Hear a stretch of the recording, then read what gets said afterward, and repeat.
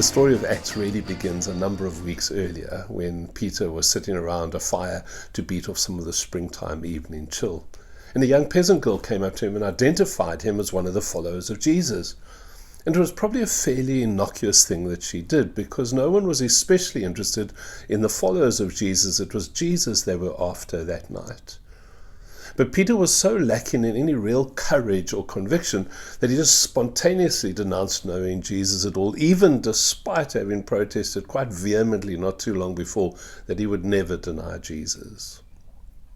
And as we know, a great deal happened in the days and weeks following that fateful night, not least of which was the pouring out of God's Spirit at Pentecost, which is what we mark today, but what we're not reading because we did that a couple of weeks ago.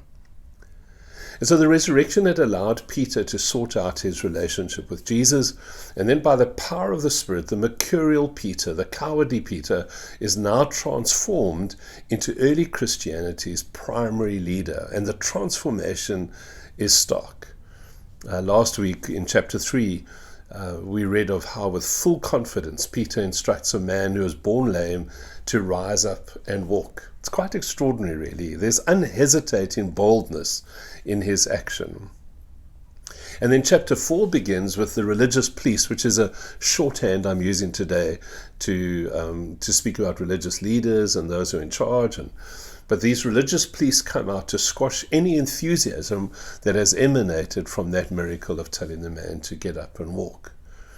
And as I said, we're not going to get into the specifics of exactly who all these people are now, because that's a bit of a distraction. But some of those religious police didn't believe in the resurrection of the dead at all. So there's a lot at stake for them in this whole story.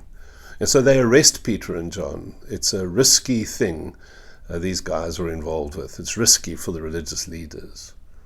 And the problem is not so much theological this time, it's actually about power, as it probably most often is.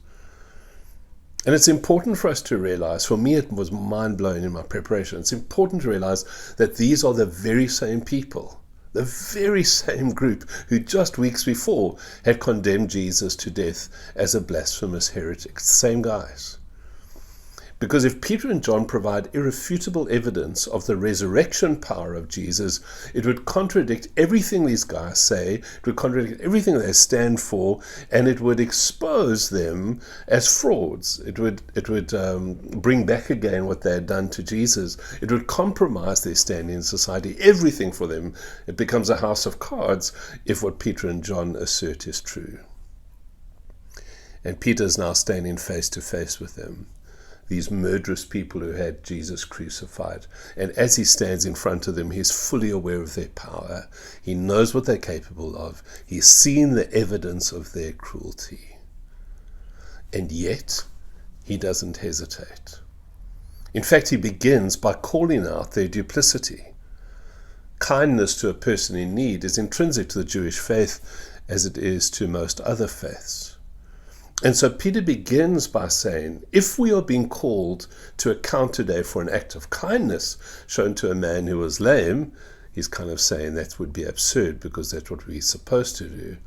Then he goes on and says, but let me tell you in whose name the kindness was done.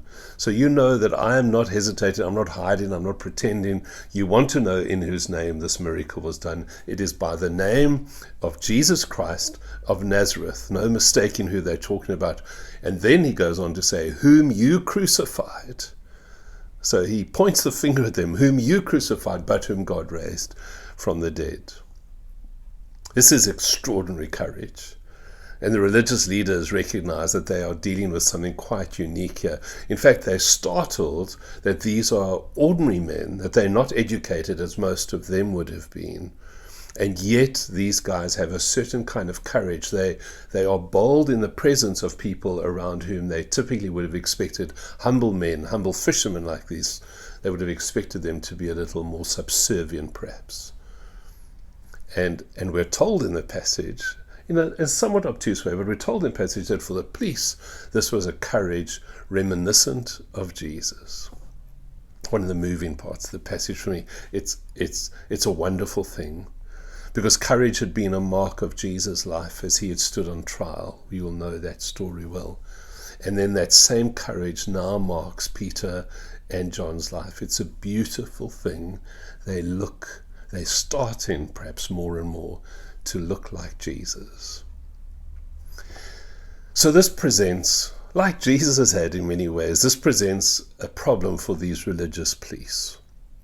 There is a man who most of Jerusalem had come to know over the course of his 40-year life, begging at the gates, who suddenly now and unmistakably has been miraculously healed.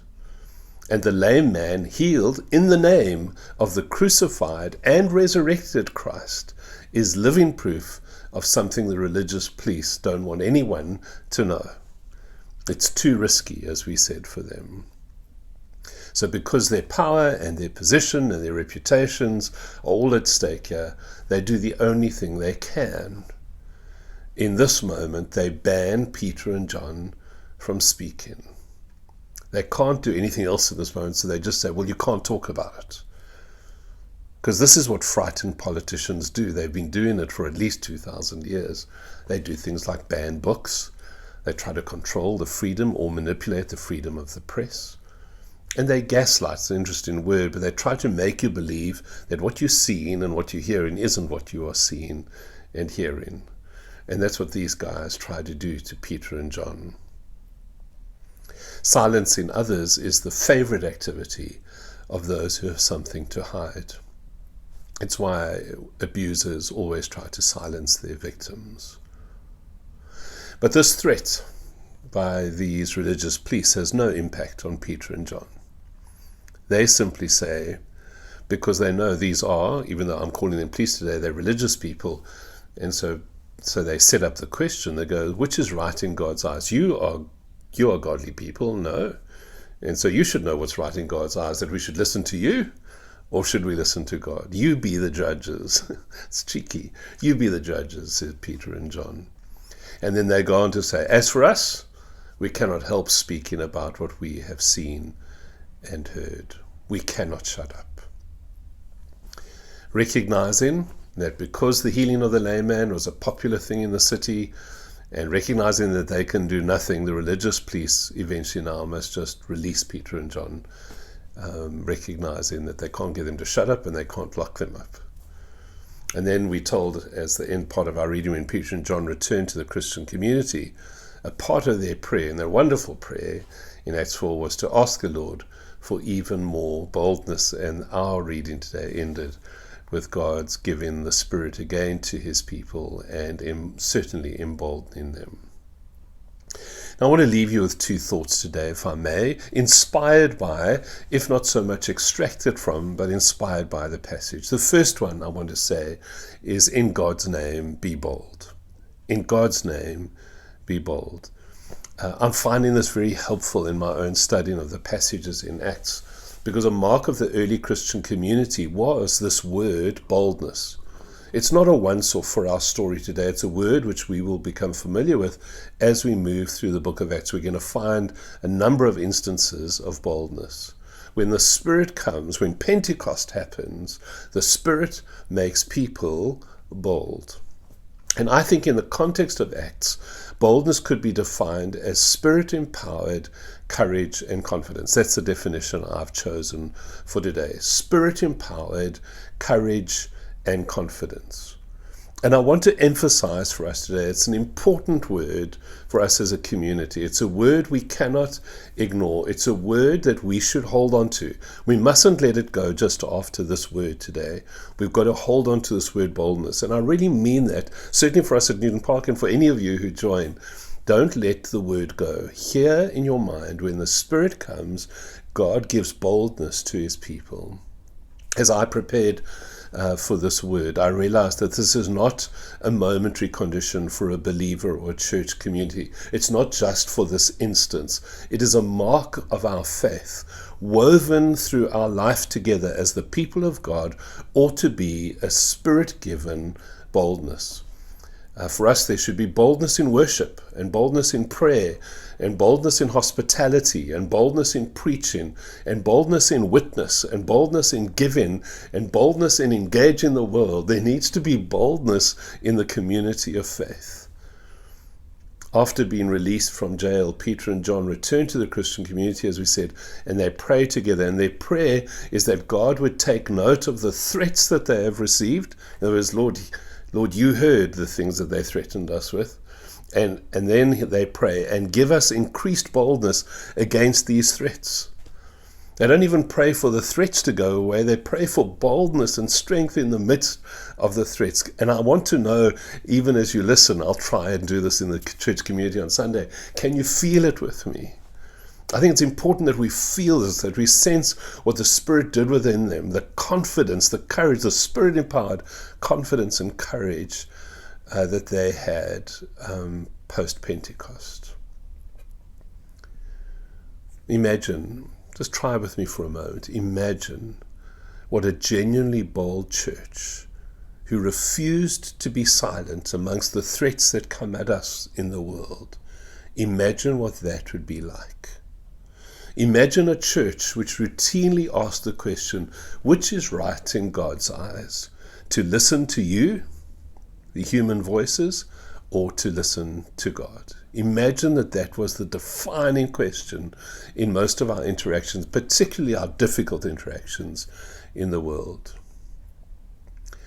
Because I think we understand, I really do, I think we understand that if every follower of Jesus in our metro, and I mean that across the racial, cultural, economic lines, if every follower of Jesus in our metro paid attention to the values of Jesus above the values of their favorite political party, I'm convinced we would have abolished the chaos which has plagued this city for so long, particularly in terms of city leadership.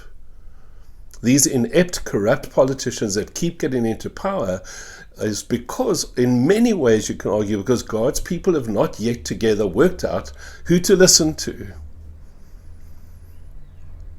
This is important stuff. This is important stuff for us about who we listen to. I know I've got people in the congregation who don't like me talking about this. And part of the reason they don't like me talking about it is because it's not here.